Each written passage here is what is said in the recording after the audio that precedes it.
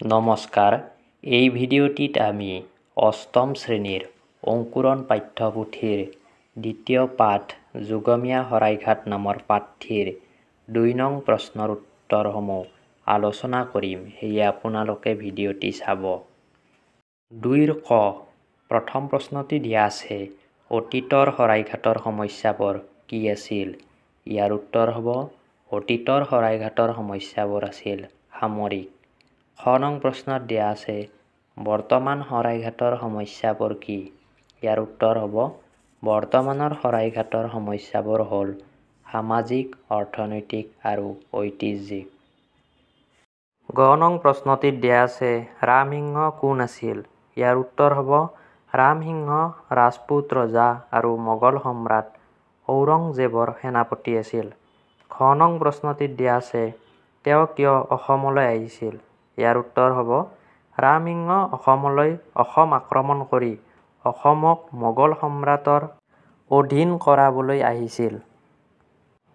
ঙ নং প্ৰশ্নত দিয়া আছে, শৰাইঘাটৰ ৰণ কাৰ কাৰ মাজত হৈছিল? ইয়াৰ উত্তৰটো হ'ব, শৰাইঘাটৰ ৰণ আহোম আৰু মোগলৰ মাজত হৈছিল।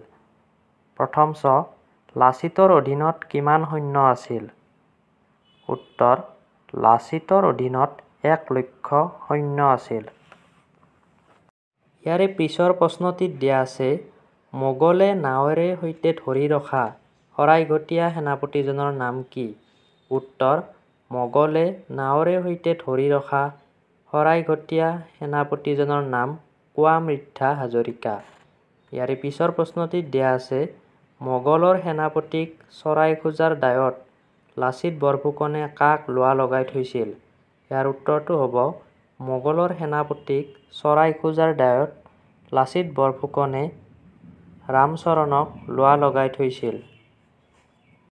ইয়াৰে পিছৰ প্ৰশ্ন, ৰজা ৰামসিংহই বীৰ লাচিতক আফুগুটিৰ সহায়ত কি বুজাবলৈ গৈছিল?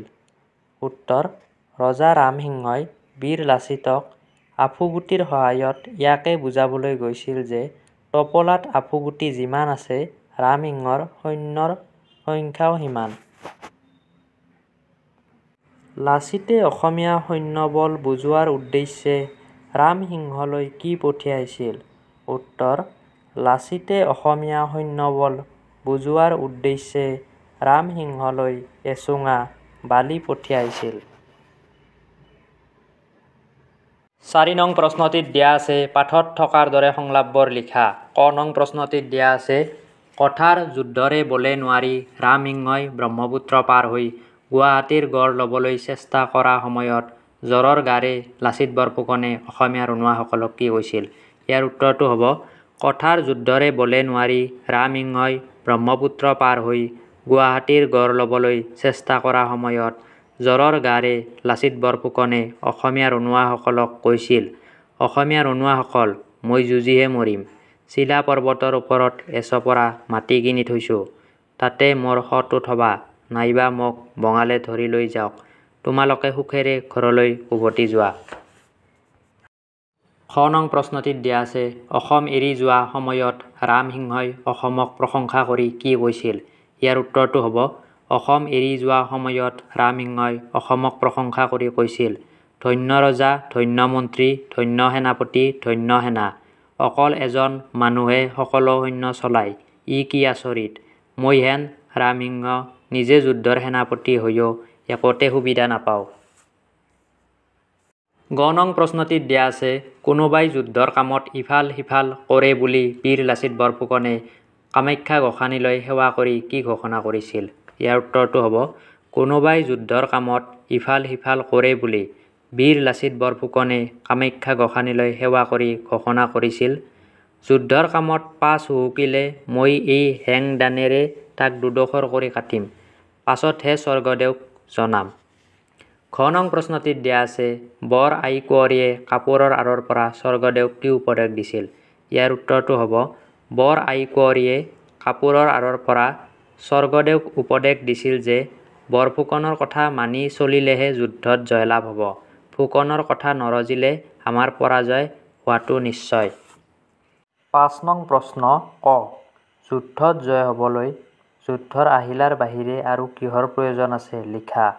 উত্তৰ: যুদ্ধত জয় হ'বলৈ যুদ্ধৰ আহিলা পাতিৰ যিমান প্ৰয়োজন তাতকৈ বেছি প্ৰয়োজন সৈনিকবৃন্দ আৰু সমগ্ৰ জাতিৰ বাবে স্বাৰ্থহীন মনোবৃত্তি, কৰ্মনিষ্ঠতা আৰু যুদ্ধ জয়ৰ কাৰণে উত্ৰাৱল অথচ নিশ্চিত অভিলাষ। প্ৰশ্ন খ. সেনাপতি কোঁৱা মৃদ্ধা হাজৰিকাই কি কৌশলেৰে মোগল সৈন্যৰ মাজৰ পৰা হাৰি আহিবলৈ সক্ষম হৈছিল বৰ্ণনা কৰা।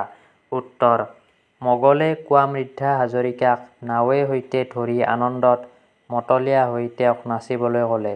চাৰিওফালে মোগলৰ নাও, মাজত কোঁৱা মৃদ্ধাৰ নাও। হাজৰিকাই ক'লে, মই নাচিম। ঢোল, মৃদং, খঞ্জৰি নাই, তোমালোকে চাপৰি মাৰা। নাৱৰ বৈঠাৰ পৰা হাত এৰি মোগল সৈন্যই চাপৰি মাৰিবলৈ ধৰিলে। কোঁৱাই নিজৰ নাওবৈচাক টিপ দিলে নাৱৰ মূৰ অসমীয়া নাৱৰ পিনে টোঁৱাবলৈ। নাচনৰ চেও দেখি বঙালৰ সৈন্য মচগুল হ'ল। এই চেগতে কোঁৱাৰ নাওখন সাউৎকৰে আঁতৰি গ'ল। মোগলে বৈঠা মাৰি নাও ভিৰাই তেওঁক খেদিবলৈ যো-জা কৰোঁতে অসমীয়াৰ নাও নিজ ঠাই পালেগৈ। এনেদৰে সেনাপতি কোঁৱা মৃদ্ধা হাজৰিকাই মোগল সৈন্যৰ মাজৰ পৰা হাৰি আহিবলৈ সক্ষম হৈছিল। গ নং প্ৰশ্নটিত দিয়া আছে, শৰাইঘাটৰ ৰণত অসমৰ বিজয়ৰ মূলতে থকা কথাবোৰ লিখা।